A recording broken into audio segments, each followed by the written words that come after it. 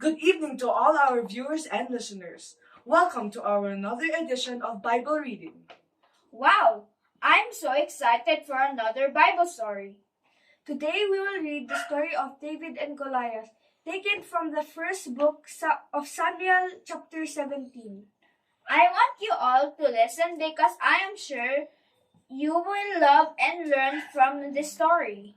For today's story, we have invited a very special person who will read the story for us. Let us all welcome Mr. Michael C. Ibanez. Hello everyone. I am so glad to be here with you today. It is my pleasure to share with you this one of my favorite stories in the Bible, David and Goliath. So, let me start. David was the youngest of 8 brothers. His job was being a shepherd, which meant he spent all in the day field watching sheep eat and roll around the grass. Meanwhile, some of his brothers were off to the Israeli army preparing to war against the Philistines. The Philistines were one of the toughest army the people of Israel had to fight. So one day David was taking food to his brothers because his dad asked him to. But when he got there, his brothers accused him of coming so he could just watch the fight instead of the sheep. Since David knew in his heart he was just obeying his dad, he didn't mind being misunderstood. Anyway, while David was there, he saw a huge Philistine man, more than 9 feet tall, step into the field between the two armies. He was wearing a thick helmet and armor and carrying huge weapons. His name was Goliath, and he was definitely used to being the winner. David found out that Goliath had been stepping into the field like this every morning for the past 40 days and saying, "Give me a man and let us fight each other." But nobody from Israel was brave enough to fight him, even the king. Well, David didn't like that this giant was intimidating the Israelites. After all, they were God's special family. And because God was with the Israelites, they could have courage in any situation. So David, who wasn't even a soldier, told King, "I'll fight against him." Now, the king thought David was too small, but he really wanted someone to fight Goliath. So he gave in. And David knew he wasn't strong enough to beat Goliath by himself, but he believed God would be with him. So he said, "The Lord will rescue me from the land of these Philistines." The king hoped David was right. He even had his own weapon and armor put on David, but they didn't fit him. David decided to go into the battle in his regular clothes. That's how sure he was that God will help him. Anyway, David went to the nearby stream and chose 5 smooth stones to use with his slingshot. Then he walked into the battlefield to meet the massive Goliath. When Goliath saw him wimpy David look, he was so furious. He thought he'd get to fight the Israelites' strongest warrior. He said to David, "Am I a dog that you come at me with sticks? I'll give your flesh to the birds and wild animals." David might have looked like a wimp, but he was actually really brave. In fact, he was so brave that he was taking care of sheep. He fought off bears and lions because God helped him protect his sheep. David knew God would help him protect his special family. David said, "You come at me with a sword, but I come with you in the name of the Lord Almighty." It was explained to Goliath that God was more powerful than anything.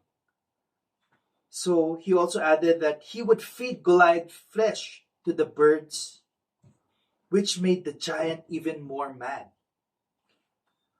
Then David took a stone, put it in the slingshot, and slung it at Goliath.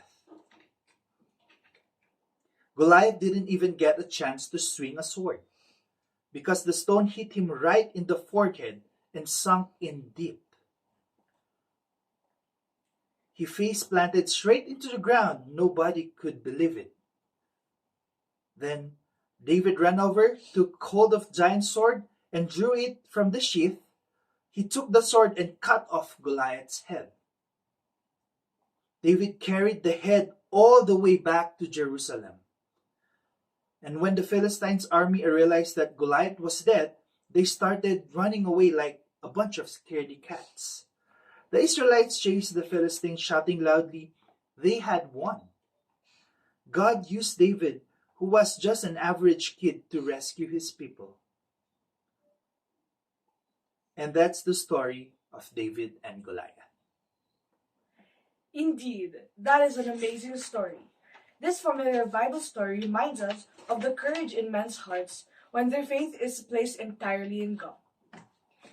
In modern usage, the phrase David and Goliath has taken over a secular meaning of denoting an underdog situation, a contest where a smaller, weaker opponent faces a much bigger, stronger adversary. If successful, the underdog may win in a usual or surprising way. For Christians, the story symbolizes how God protects us and is on our side. In this story, this is implied when David says, I have the Lord on my side. What about you, Mr. Banyas? What do you think is the lesson of our story today? David's faith in God caused him to look at the giant from a different perspective. Goliath was merely a mortal man defying an all-powerful God. David looked at the battle from God's point of view. If we look at giant problems and impossible situations from God's perspectives, we realize that God will fight for us and with us. When we put things in proper perspective, we see more clearly and we can fight more effectively. David chose not to wear the king's armor because it felt cumbersome and unfamiliar. David was comfortable with his simple sling, a weapon he was skilled at using. God will use the unique skills He's already placed in your hands. Wonderful. So don't worry about wearing the king's armor. Just be yourself and use the familiar gifts and talents God has given you. He will work miracles through you. When the giant criticized, insulted, and threatened, David didn't stop or even waver. Everyone else cowered in fear, but David ran to the battle. He knew that action needs to be taken. David did the right thing in spite of discouraging and insults and fearful threats. Only God's opinion matters to David. Jaden? Wonderful, Mr. Banyas. We really learned a lot from your sharing today. We promise to live out all lessons you have shared to us. Thank you so much, Mr. Banyas. We look forward to hearing more stories from you. You're all welcome and hope to see you again. That is all for today, everyone. We hope you learned a lot from our story today. See you again in our next episode. I'm Jedi. Jaden. And yours truly, Jasmaya. Goodbye.